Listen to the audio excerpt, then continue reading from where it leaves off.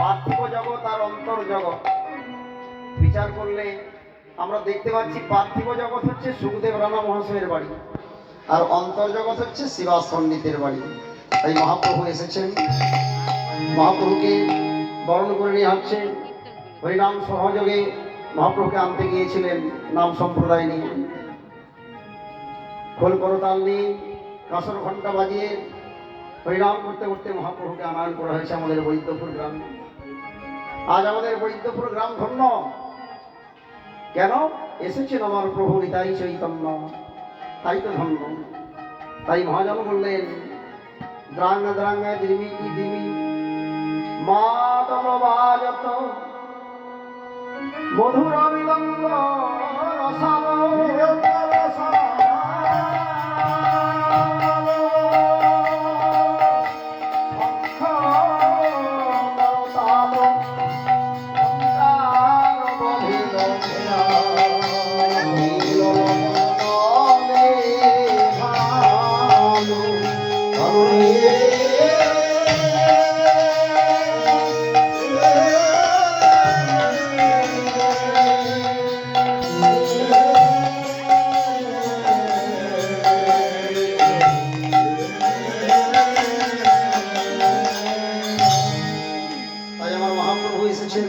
শঙ্খধ্বনি অনুধ্বনি করে আমরা একটু বরণ করে নিই।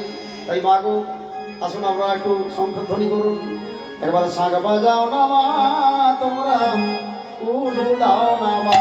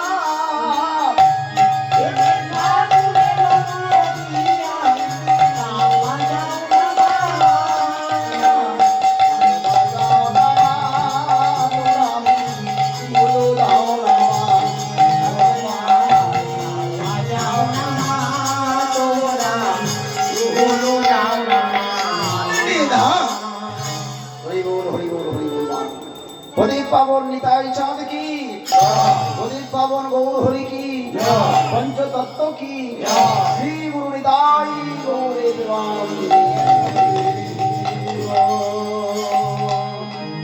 একটু কথা বলে রাখি। আজকে আমাদের এই সুখদেব বাবু এই অধিবাসের পরে এক ভাগবতী অনুষ্ঠান করবেন।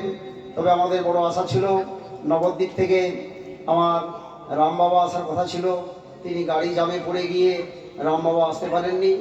উনি লোক পাঠিয়ে দিয়েছেন অধিবাসের শেষে আরতি, মঙ্গল আরতি, অধিবাসের আরতির পরে এখানে একটু ভাগবত পাঠ হবে। তাই আমি এখন অধিবাস পর্ব সেরে নিচ্ছি। তা যিনি আসার কথা ছিল, যারা যারা সেই রামবাবুর মুখে ভাগবত কথা শুনেছেন, নিতান্তই আমার দয়ালু কৃপালু রামবাবু উনি আসতে পারেননি। উনি যেখানেই থাকুন না কেন ওনার আমরা মঙ্গল কামনা করি। আপনারা সেই মানুষটা যদি আসতো আজকে, রামবাবু তো রামবাবু যেন স্বয়ং রামচন্দ্র। আমি নবদ্বীপে গিয়েছিলাম, ওনার বাসাতে গিয়েছিলাম, সেই রামবাবুর কথা বারবার মনে পড়ে যায় যে উনি যদি আসতেন আজ আমাদের বড় সৌভাগ্য ওনার দর্শন পেতাম। যাই হোক, উনি গাড়ি চাপে পড়ে আসতে পারেননি। উনি লোক করে দিয়েছেন তিনি ভাগবত পাঠ করবেন। রামবাবুর মতো লোক হয় না। মানুষ যে এখনো এত দয়ালু আছে, মানুষ যে এখনো এত কৃপালু আছে, রামবাবুকে না দেখলে বোঝা যাবে না। তা যাই হোক, উনি আজ আসতে পারেননি, আমাদের দুর্ভাগ্য। তাই উনি যেখানেই থাকুন না কেন আমরা মঙ্গল কামনা করি ওনার। এই বলে আমি অধিবাস শুরু করছি। তাই মহাপ্রভু এসেছেন, শঙ্খধ্বনি অনুধ্বনি করে আমার মহাপ্রভুকে বরণ করে নেওয়া হলো। এবার বসার আসন করে দেওয়া হয়েছে, পাদ্য অর্ঘ্য দেওয়া হয়েছে। আর একটা কথা বলে রাখি, এই যে সুখদেব বাবুর গুরুদেব এসেছেন আজকে। গত বছর উনি আসতে পারেননি যে কোনো কারণেই হোক, তো এবছর এসেছেন। মা আপনারা জানেন শাস্ত্রে বলেছে যাগযজ্ঞ বার তো যাই করি না কেন সর্বপ্রথমে আমাদের গুরুচরণের আশ্রয় নিতে হবে। মহাজন বললেন গুরু ছাড়ি গোবিন্দ ভজে, গুরু ছাড়ি গোবিন্দ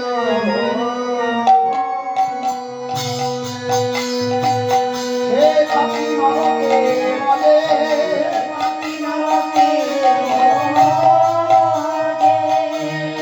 আর খোঁজায় না তখন আশ্রয় করিয়া ভজে তারে কৃষ্ণ নাহি তবে আর সবে মরে অকারণ।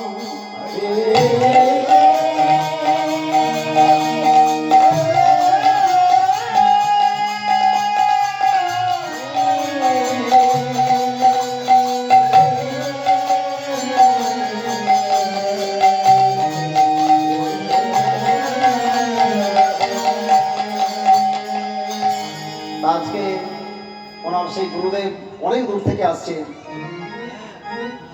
তিনি স্বয়ং এই হরিবাসরের দায়িত্ব নিয়েছেন, সংকল্প করালেন এবং বৈষ্ণব বরণ করে আমাদের অধিবাসে পাঠিয়েছেন। যাই হোক, তাহলে এবার আমি অধিবাসের পদ গাই। তা মহাপ্রভুকে বসার আসন করে দেওয়া হয়েছে, চরণ ধৌত করে দেওয়া হয়েছে। এবার কি করলেন, কোনো ভক্তগণ কি করেছেন, মা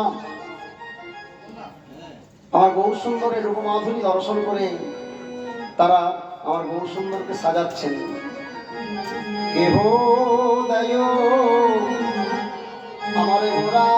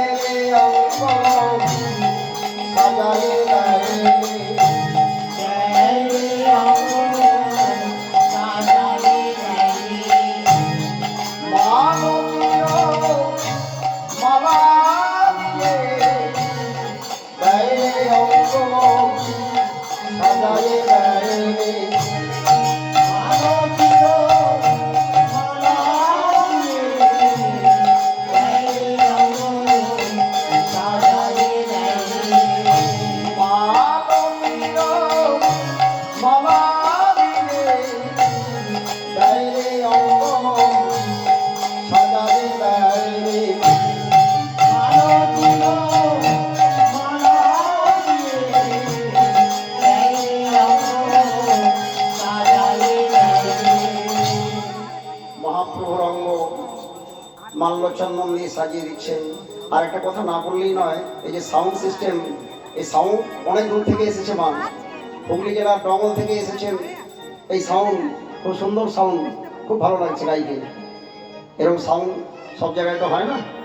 আমাদের সুখদেববাবু অনেক দূর থেকে সব বেছে বেছে সাউন্ড সিস্টেম এনেছেন, খুব ভালো লাগছে। আমরা শুনতে পাচ্ছেন তো, মা পরিষ্কার হচ্ছে তো, খুব সুন্দর হচ্ছে, বাহ। যাই হোক, তাই মহাপ্রভুর অঙ্গে মাল্যচন্দন দিয়ে সাজাচ্ছেন মা। আচ্ছা মা, একটা কথা বলে রাখি, সুখদেব বাবুর বাড়ির সামনেই আমার গৌরী তাই ওখানে রয়েছে। যারা এই মহতি হরিবাসনে আসবেন, আমার প্রভুকে দর্শন করবেন, প্রভুর চরণে প্রণাম করবেন মা, কারণ তিনি এসেছেন বলেই তো আমরা এসেছি। আর একটা কথা বলে রাখি মা, এই জগতে কেউ থাকবে না, তিনি ছিলেন, তিনি আছেন, তিনি থাকবেন, কি বাবা? আর আমরা কেউ থাকবো না। হরি বল। আজ কিংবা দুদিন পরে আমরা চলে যাব, কিন্তু একজন থাকবেন। কে? না জগদীশ্বর ভগবান গৌর সুন্দর নিতাই গৌরে প্রেমানন্দে।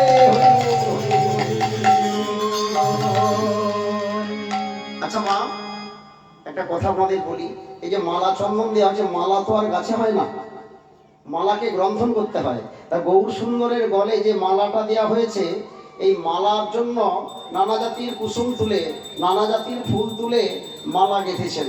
তাহলে ফুল তুলেছিলেন কে আর মালা গেঁথেছিলেন কে? আজকে অধিবাস মানে নিমন্ত্রণ করব, আজকে কোনো অন্য পালা হবে না বাবা, আজকে অধিবাস করতে। অধিবাসের তাৎপর্যই হচ্ছে আমন্ত্রণ করা, নিমন্ত্রণ, এই নাম অধিবাস। তাহলে মহাপ্রভুর গলায় দেখবেন মা কি সুন্দর সুন্দর ফুলের মালা। এই মালাটি পুষ্প চয়ন করলেন কে আর মালাটি গ্রন্থন করলেন কে? গৌরের গলায় যে মালাটা আছে, আমার ভাবেষ্ট পদকবি এক পাশে দাঁড়িয়ে বলছেন, দেখুন এই মালাটি তৈরি করার জন্য পুষ্প চয়ন করেছিলেন কে? তাই ভাবেষ্ট পদকবি বলছেন, এই যে গদাধরের কথা মালা, গদাধরের কথা মালা, গদাধরের কথা মালা,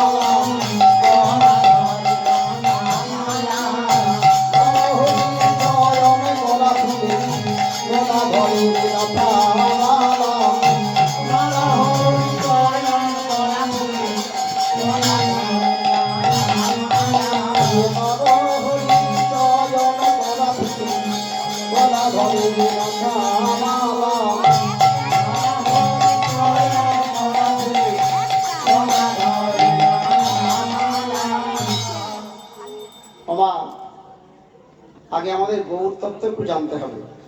আমরা জানি পঞ্চতত্ত্ব সহযোগে হরিনাম হয়েছিল, 5 জন এসেছেন। এখানে আমরা যদি দেখি মা, এখানে 2 প্রভু এসেছে, কি? গৌরাঙ্গ আর নিত্যানন্দ। ওখানে 2 প্রভু আসলে কি হবে? এইখানে যে গুরুদেব বেদিটা সাজিয়েছেন দেখবেন মা, এখানে 5 জন রয়েছে। হ্যাঁ, পঞ্চতত্ত্ব। তাহলে মা প্রথম আমাদের জানতে হবে 5 জন কে কি। মাঝখানে যিনি, এদিকে 2 জন, ওদিকে 2 জন, মাঝখানে হাত তুলে দাঁড়িয়ে আছেন যিনি, তিনি আর কেউ নন, তিনি হলেন যুগবতা শ্রী শ্রী গৌরাঙ্গ মহাপ্রভু। আর তেনার ডান দিকে আপনারা যদি দেখেন, আপনাদের মাদিক হবে, আর মহাপ্রভু যে দাঁড়িয়ে আছে এইভাবে যদি দেখা হয়, মহাপ্রভুর ডান দিকে নিতাই, আর তার ডান দিকে এক মুখ দাড়ি, বয়স্ক, সবার বয়স্ক, এক মুখ দাড়ি রয়েছেন। তিনি কে? তিনি হলেন অদ্বৈত আচার্য। আর মহাপ্রভুর বাঁ দিকে যিনি, গদাধর পণ্ডিত, আর তার বাম দিকে যিনি, নেড়া মাথা, কি হাত জড়ো করে রয়েছেন, শিবাস পণ্ডিত। তাই আমার মহাজন বললেন, হরিবল হরিবল, আজ একে একে পঞ্চতত্ত্ব এসেছেন। তাই মহাজন বলছেন, তবে অদ্বৈত আচার্য তিনি সত্য ত্রেতা দাপরে ছিলেন, যিনি একজন সেই দেবাদিদেব মহাদেব, সেই মহাদেব হয়েছেন অদ্বৈত আচার্য। আর সবার বামে যে শিবাস পণ্ডিত, উনিকে, উনি হলেন 3 যুগের যিনি নারদ ঋষি, তিনি হয়েছেন শিবাস। তাই আমার মহাজন বললেন, শিব হয়েছেন শ্রী অদ্বৈত নারদ শিবাস, শিব হয়েছেন শ্রী অদ্বৈত নারদ শিবাস, হয়েছেন শ্রী অদ্বৈত নারদ শিবাস, শিব হয়েছেন শ্রী অদ্বৈত নারদ শিবাস।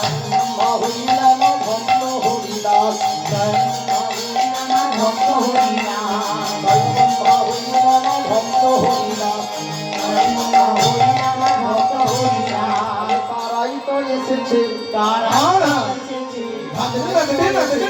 তারাই তো এসেছে যুগে যুগে ছিল যারা তারাই তো এসেছে যুগে যুগে ছিল যারা তারাই তো এসেছে যুগে যুগে ছিল যারা তারাই তো এসেছে যুগে যুগে ছিল যারা তারাই তো এসেছে এসেছে তারাই এসেছে তারাই এসেছে তারাই এসেছে তারাই বলেছিল কানাই গলাই এসেছে তারাই বলেছিল কানাই গলাই এসেছে তারাই বলেছিল কানাই গলাই এসেছে তারাই বলেছিল কানাই গলাই এসেছে তারাই এ হলো গৌরীতাই এসেছে তারাই এ হলো গৌরীতাই এসেছে তারাই এ হলো গৌরীতাই এসেছে তারাই এ হলো গৌরীতাই এসেছে তারাই গৌরীতে এসেছে তারাই গৌরীতে গড়াইতে এসেছে তারাই গৌরীতে গড়াইতে এসেছে তারাই গৌরীতে গড়াইতে গৌরীতে গড়াইতে এসেছে তারাই গৌরীতে গড়াইতে এসেছে তারাই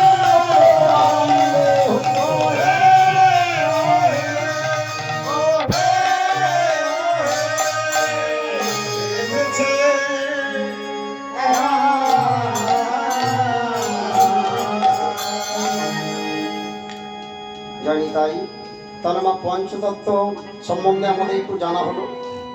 মাঝখানে যিনি গৌরাঙ্গ, ডান দিকে নিত্যানন্দ, সবার ডান দিকে অদ্বৈত, যিনি দেবাদিদেব মহাদেব শিব, তিনি হয়েছেন অদ্বৈত আচার্য। আর বামে গদাধর, রাধাচ গদাধর ও রাধারানী হয়েছেন গদাধর। আর বাম দিকে সবার বামে শিবাস পণ্ডিত নারদ ঋষি যিনি।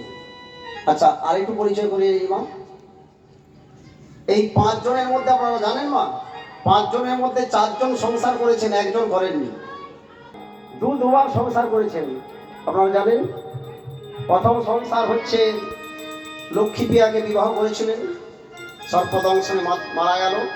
তারপর মা সনাতন মিশ্রের কন্যা বিষ্ণু পিয়াকে বিবাহ করলেন। তাহলে 2বার সংসার করলেন মহাপ্রভু। 2বার সংসার করলে কি হবে?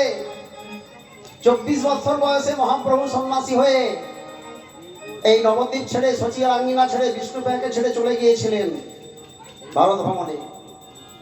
48 বছর বয়সে মহাপ্রভু মহাপ্রাণ হয়েছিল। তাহলে মহাপ্রভুর 2টো সংসার, লক্ষ্মীপ্রিয়া আর বিষ্ণুপ্রিয়া। আর মহাপ্রভুর যে দাদা নিত্যানন্দ মহাপ্রভু, উনি কবার বিয়ে করেছেন? ওনার কটা সংসার? ওনারও 2টো সংসার, বসুধা জাহ্নবী। মনে রাখতে হবে, একটু পরিচয় করে দিচ্ছি। এনাদের সংসারে থেকেই হবে মা। আর নিত্যানন্দ মহাপ্রভু 2বার বিয়ে করেছেন, বসুধা জাহ্নবী। আচ্ছা, সবার ডান দিকে অদ্বৈত দাঁড়িয়েওলা, ওনার 2টো সংসার, শ্রীদেবী সীতা দেবী। কি এনাদের সবার 3 জনের 2বার করে সংসার। আর মহাপ্রভুর বাঁ দিকে যিনি গদাধর পণ্ডিত, উনি বিয়ে করেননি মা। রাধাচ গদাধর, যিনি দাপরের রাধারানী, তিনি হয়েছেন গদাধর পণ্ডিত। আর সবার শেষে যিনি মাথা কি বললাম, শিবাস, 3 যুগের নারদ ঋষি, কলিযুগে হয়েছেন শিবাস, উনি বিবাহ করেছেন। তবে ওনার স্ত্রী হলেন মালিনী দেবী। যাই হোক, এই হলো আমার পঞ্চতত্ত্ব পরিচয়। তাহলে 5 জনে এসেছেন আমার আজকে অন্তরঙ্গ ভক্ত সুখদেব রানা মহাশয়ের বাড়িতে, শিবাসের ঘরে। হরিবল হরিবল। তাই অগণিত ভক্ত সমাবেশ হয়েছে, বৈষ্ণব ভক্ত এসেছেন।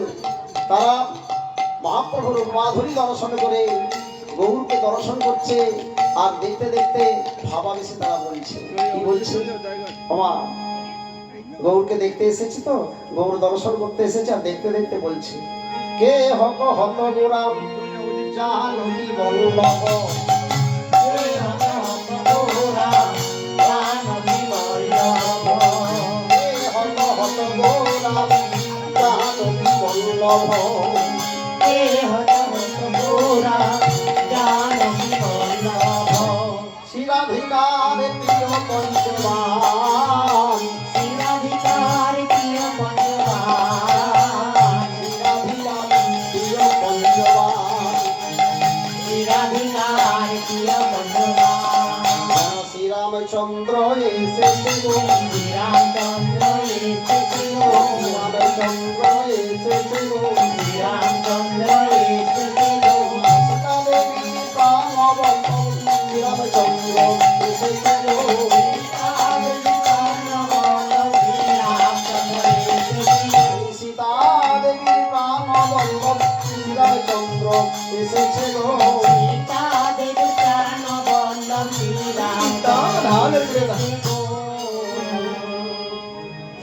কেহ কহত গোরা জানো কি বলল।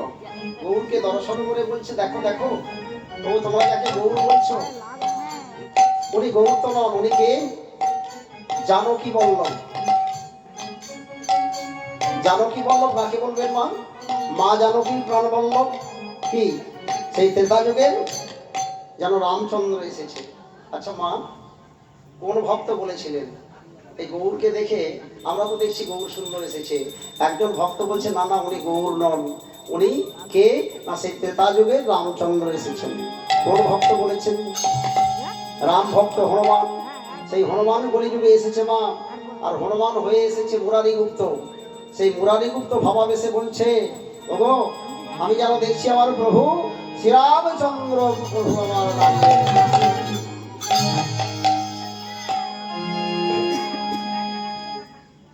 তাহলে মা আজকে একটা কথা না বললেই নয়। এই যে দেখুন, পিতামাতার পুণ্যফল যদি থাকে পুত্র পাবে, আবার পিতামাতা যদি কুকর্ম করে সেটাও কিন্তু পুত্রের ভাগ্যে এসে পড়ে।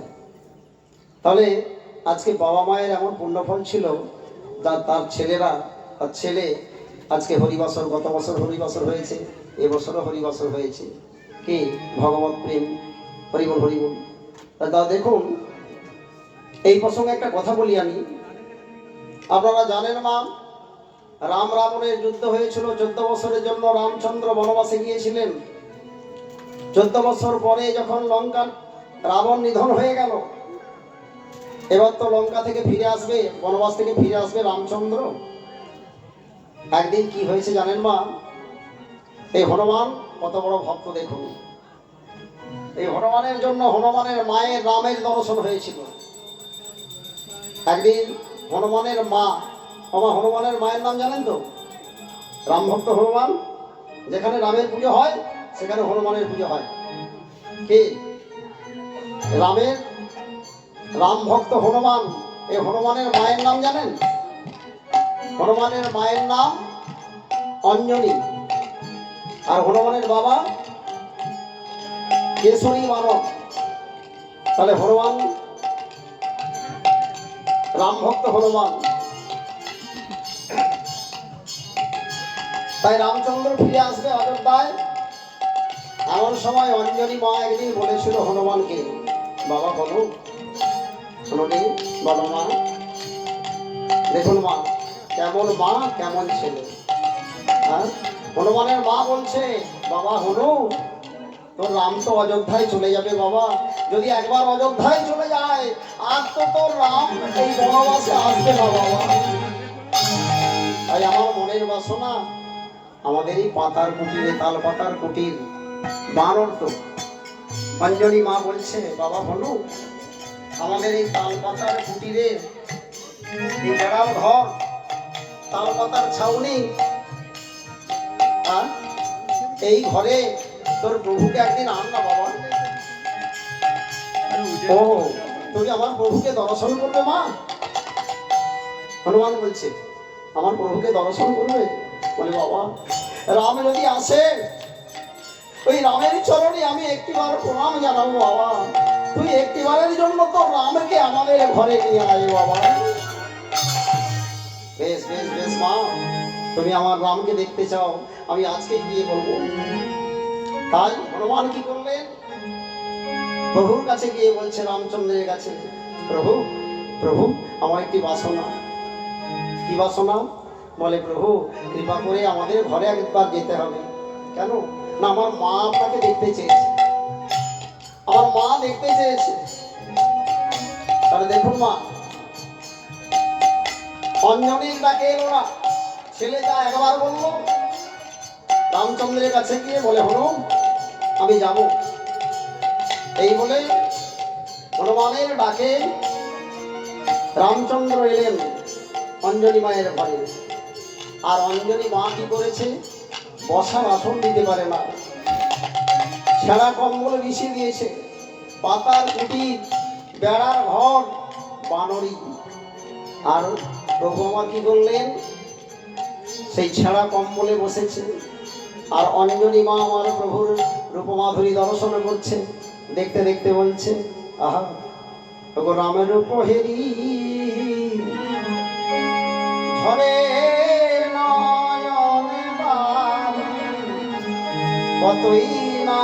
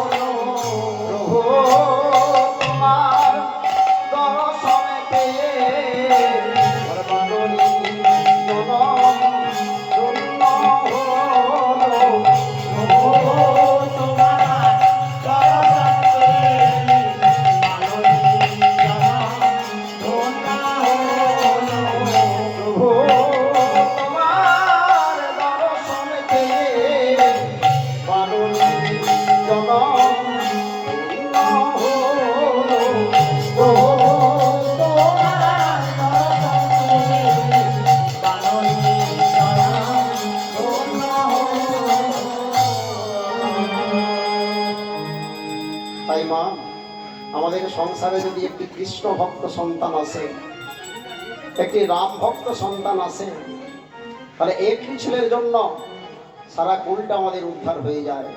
তাই মায়ের দর্শন হয়ে গেল, অঞ্জলি মায়ের দর্শন হয়ে গেল, প্রভু রামচন্দ্রের দর্শন হয়ে গেল, তাহলে একটি ছেলের জন্য। তাই আমরা যাতে করে আমাদের বংশে একটি কৃষ্ণ ভক্ত সন্তান হয়, প্রত্যেক মা বাবাকে লক্ষ্য রাখতে হবে আমার ছেলেটিকে যেন কৃষ্ণ ভক্ত করে তুলতে পারে। হরিবল হরিবল। তাই আজকে অনেক অনেক টাকা করি আছে, বিষয় সম্পদ আছে, সবার বাড়িতে হরিনাম হয় না মা। অনেক ভাগ্যের ফলে, শাস্ত্রে বলছে অনেক ভাগ্যের ফলে বৈষ্ণব আসিয়া মিলে বাড়িতে হয় হরিনাম সংকীর্তন। বৈষ্ণবের পদধূলি মস্তকেতে নাও তুলি, অন্তিমে পাবে গোবিন্দ চরণ।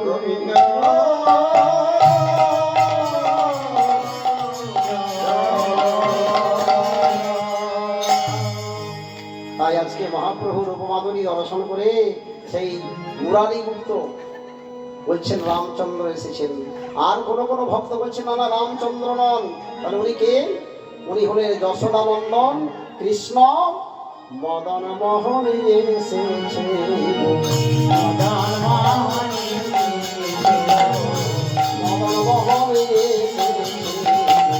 মদন মোহন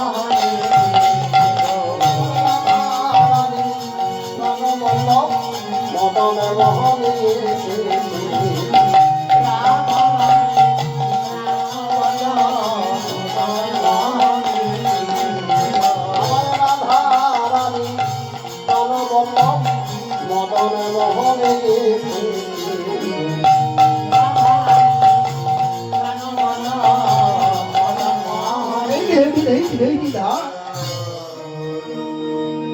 তাই মা কোনো ভক্ত বলছে রামচন্দ্র এসেছে, আবার কারো কারো ভক্ত বলছে, কোনো ভক্ত বলছে মদন মোহন কৃষ্ণ এসেছে, কিন্তু আমার পদকবি নয়নানন্দ দাস বলছেন নয়নানন্দের মনে আরো নাহিক জানে আমারও গদাধরের প্রাণ।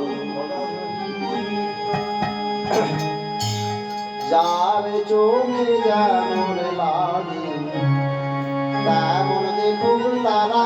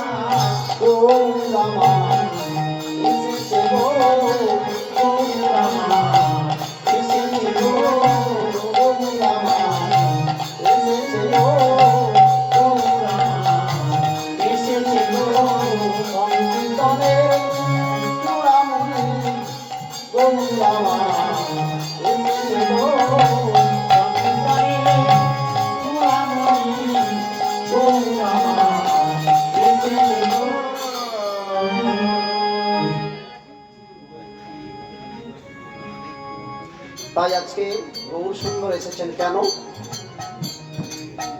যাক আজকে বিস্তারিত আর পদগুলো গেয়ে নেব।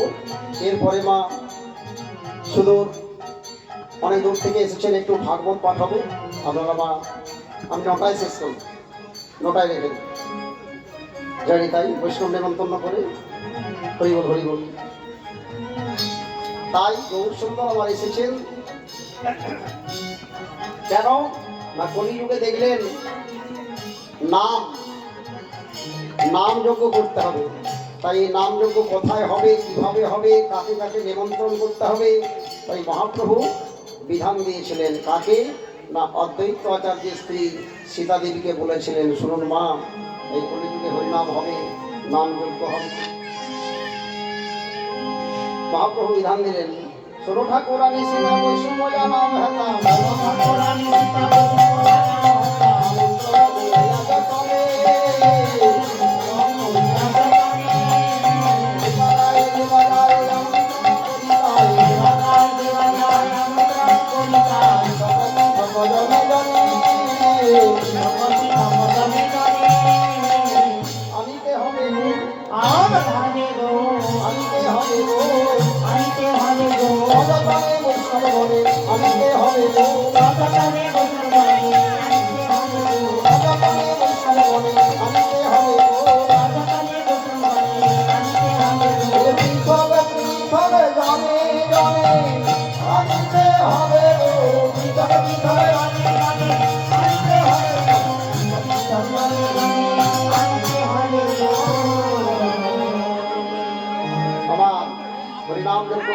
সর্বপ্রথম বৈষ্ণব নিমন্ত্রণ করতে হবে, আর গুরু নিমন্ত্রণ করতে হবে, ঠাকুর নিমন্ত্রণ করতে হবে।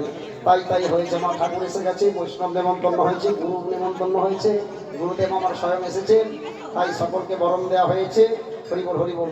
এবার কি হলো, মহাপ্রভু বললেন হরিনাম যজ্ঞের একটি বেদি নির্মাণ করতে হবে, আর পূর্ণ ঘট স্থাপন করতে হবে। হরিনাম যজ্ঞের ঘট পূর্ণ গঙ্গা জলে। বাবা, অন্ন পূজার জন্য ঘট ডুবানো হয়, পুকুরে গিয়ে গঙ্গা পুজো করে ঘট ডুবিয়ে আনা হয়। আর হরিবাসরের জন্য বিধান দিলেন কি না, পূর্ণ গঙ্গা জলে ঘট থেকে যতটা জল ধরবে মা, গঙ্গা থেকে পূর্ণ গঙ্গা জল এনে ঘট স্থাপন এমন বিধান দিলেন। ভগবতিয়া মঙ্গল ঘট পূর্ণ গঙ্গা জলে, পূর্ণ গঙ্গা জলে, মঙ্গল ঘট পূর্ণ গঙ্গা জলে।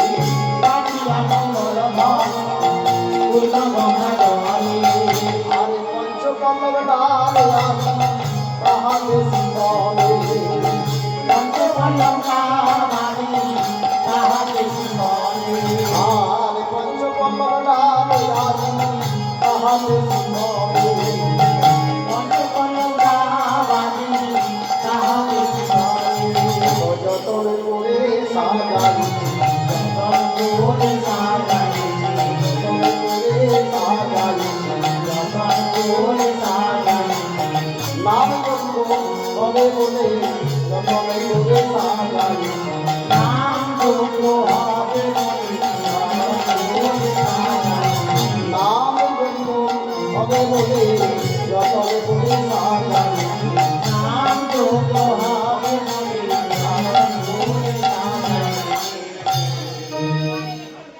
তাই পঞ্চপল্লব দিয়ে পূর্ণ ঘট স্থাপন, পূর্ণ গঙ্গা জলে স্থাপন করেছেন গুরুদেব। আর বেদিকে সুন্দর ফুলের মালা দিয়ে সাজিয়েছেন। চারপাশে 4টি কদমে বৃক্ষ দেওয়া হয়েছে, মা কলা গাছ দেওয়া হয়েছে। মহাপ্রভু বলেছিলেন আগে রম্ভা রোপণ, পূর্ণ ঘট স্থাপন, আম্র পল্লব সারি সারি। এই যে বনমালাটা দেখুন মা। আচ্ছা মা, এই আম পাতার বনমালা দেওয়া হয় কেন?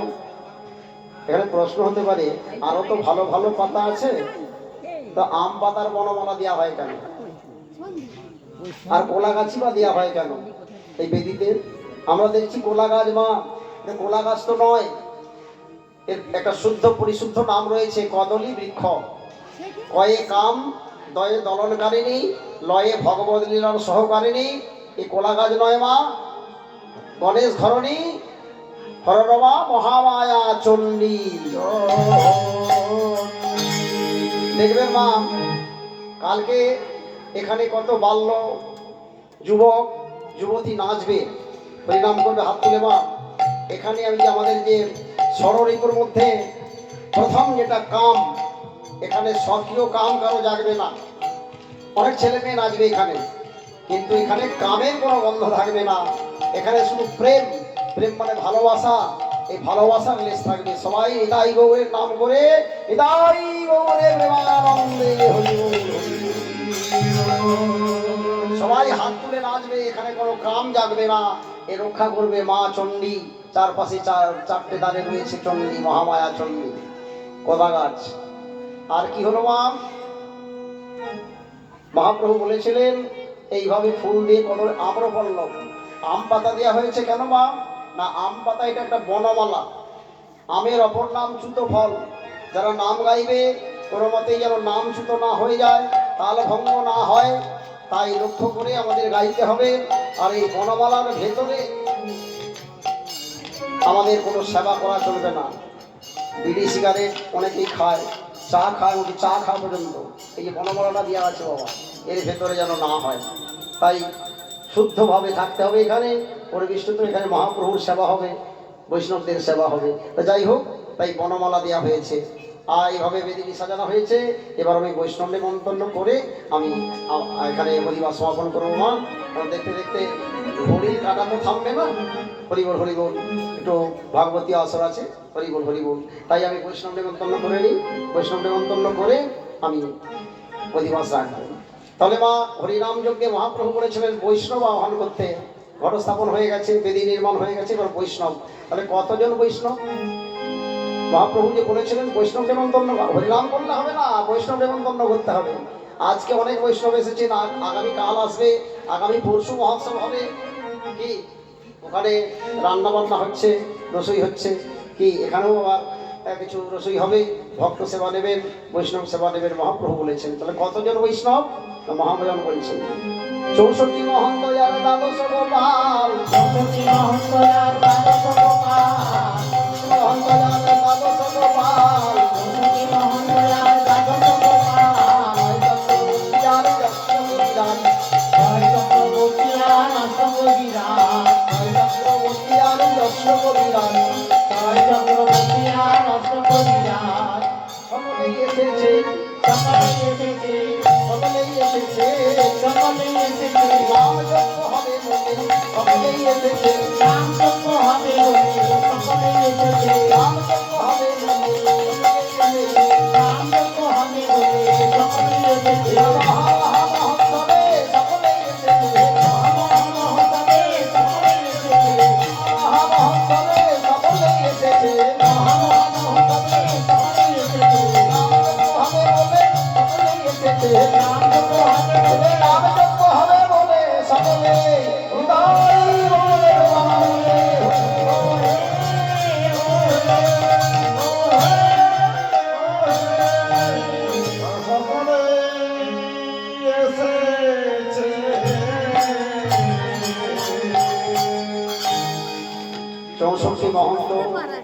দ্বাদশ গোপাল নেমন্তন্ন না করলেই নয় মা, এনাদেরকে কিন্তু নেমন্তন্ন করতে হবে। গুরুদেব মন্ত্রের দ্বারা নেমন্তন্ন করছেন, উনি মন্ত্রের দ্বারা আহ্বান করছেন, আর আমাকে পদের দ্বারা গানের দ্বারা নেমন্তন্ন করতে হলো মা। 64 মহন্ত, দ্বাদশ গোপাল, 6 চক্রবর্তী, 8 কবিরাজ, গুরুবর্গ, মাতৃবর্গ, ভাতৃবর্গ, বিয়াবর্গ, শিষ্যবর্গ, দেশবাসী, আত্মীয় স্বজন, পরিজন, বন্ধু বান্ধব, জ্ঞাতি সকলকে নেমন্তন্ন করা হয়েছে মা। সুখদেববাবু নেমন্তন্ন করেছেন, গুরুদেব নেমন্তন্ন করলেন, আমি পদের দ্বারা নেমন্তন্ন করলাম। নেমন্তন্নের দুটি মার্জনীয়, হরিবল হরিবল, যদি দুটি হয়ে থাকে মার্জনা করবেন। আপনারা সকলে এসেছেন আজকে, আগামীকাল আসবেন, আগামী পরশু মহোৎসব, সকলেই আসবেন। হরিবল হরিবল। তাই সমস্ত ভক্ত বৈষ্ণব মণ্ডলী উপস্থিত হয়েছেন, তারা উপস্থিত হয়ে মহাপ্রভুর জয়ধ্বনি দিচ্ছে। হরিবল হরিবল, অষ্টপ্রহর ব্যাপী যে হরিনাম চলবে। জয় জয় নবদ্বীপ মা,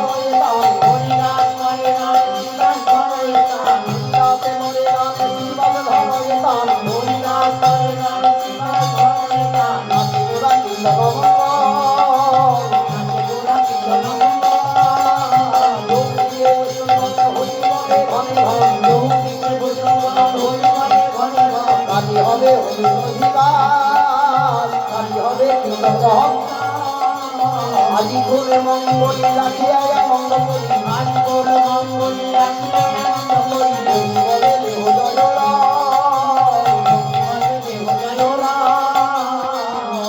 পদগুলো আমি গিয়ে নিলাম, ব্যাখ্যার করলাম না। হরিবল হরিবল, বৈষ্ণব পদাবলী, হরিবল হরিবল। তাই বৈষ্ণব নেমন্তন্ন হয়ে গেছে বাবা, আর যাদের যাদের নেমন্তন্ন করার কথা সকলেই এসে গেছেন। হরিবল হরিবল। তাই সমস্ত বৈষ্ণব এসে শ্রীকৃষ্ণের লীলাগান করিলে আস্বাদন, করিবে সবার অভিলাষ, শ্রীকৃষ্ণ চৈতন্য চন্দ্র সকল ভগতবৃন্দ, গুণগায় বৃন্দাবন দাস। বৃন্দাবন দাস ঠাকুর এই পদ লিখেছেন। তাই আমার বৃন্দাবন দাস ঠাকুর সমস্ত বৈষ্ণব ভক্তদের নিয়ে তারা জয়ধ্বনি দিচ্ছে। জয়